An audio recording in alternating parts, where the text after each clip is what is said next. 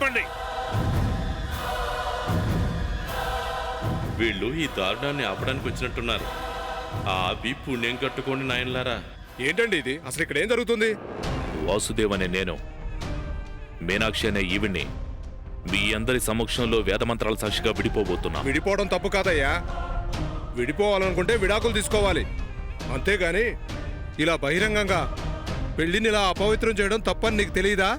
అలా అడగండి, మంచి పని చేస్తున్నారు. అందరిని పిలిచి ఇంత హంగామా చేస్తున్నావు. ఇదేనా పెళ్ళి అనుకున్నావా? ఎలక్షన్ మీటింగ్ అనుకున్నావా? ప్రతి పనికి ఒక పద్ధతి ఉంటుందా? ఇలా పద్ధతి లేకుండా చేయడానికి మేము ఒప్పుకోం. ఈ ఊరి పెద్ద మనిషిగా చెప్తున్నాను.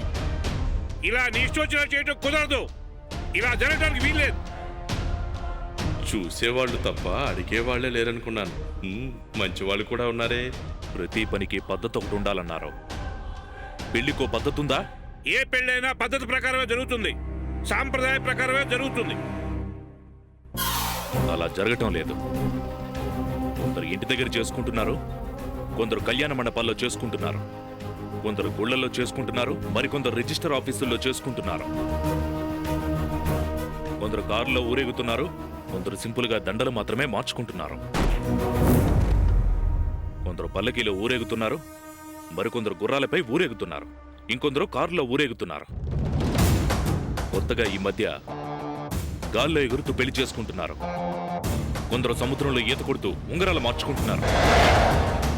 టీవీలో చూడలేదా మీరు? ఇన్ని రకాలుగా పెళ్లిళ్ళు జరుగుతున్నాయంటే పెళ్లి అనేది ఇలాగే జరగాలన్న ఫిక్స్డ్ పద్ధతి లేనట్టేగా. పెళ్లి చేసుకోవడానికి అన్ని పద్ధతులున్నప్పుడు విడిపోవడానికి మాత్రం ఒకే పద్ధతి ఎందుకు ఉండాలి? పద్ధతి గురించి మాట్లాడకుండా పద్ధతిగా వెళ్ళి కూర్చుంటే మీ పెద్దరికానికి పద్ధతిగా ఉంటుంది.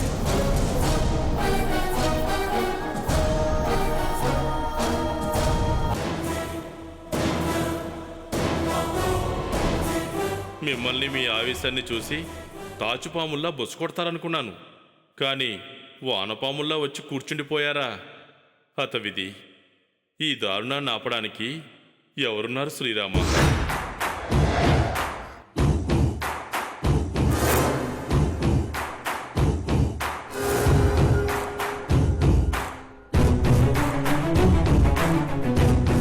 ఈ దారుణాన్ని చూసేవాళ్లే తప్ప ఆపేవాళ్ళు ఎవ్వరూ లేరని అర్థమైంది. నేనే వెళ్ళి అడుగుతాను. జై శ్రీరామ్.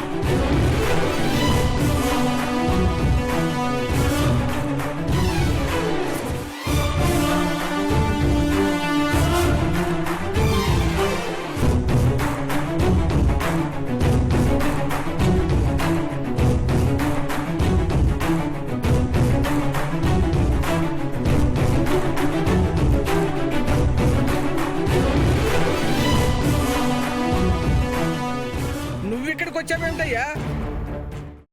అమ్మా, అలాంటి వాళ్ళది నిజమైన ప్రేమ కాదు, అది వ్యామోహం. ఎగ్జాక్ట్లీ చిన్నత్త. నిజంగా ప్రేమించుకున్న వాళ్ళు అలా చేయరు. ఎంత మనసు విరిగిపోతే కన్న కూతుర్ని పట్టుకొని మా దృష్టిలో చచ్చిపోయా ఉంటుందా తల్లి? అది సరే అమ్మా, తన కూతురుతో తన మాట అనేటప్పుడు ఆమె మాటల్లో వ్యథ, కళ్ళల్లో బాధ గమనించావమ్మా?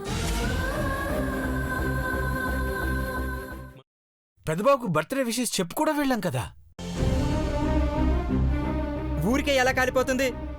మంట పెడితేనో పడితేనో తగలబడుతుంది.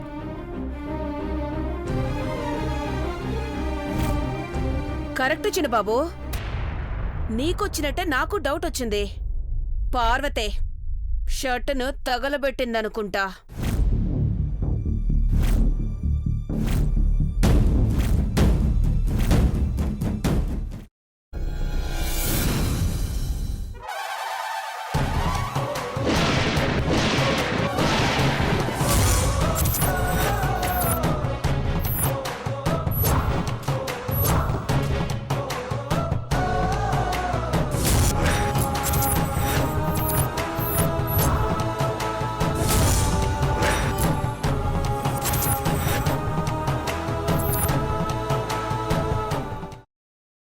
తర్వాత పొట్టు తీసేసి చాప్ చేసి పక్కన పెట్టుకోవాలి.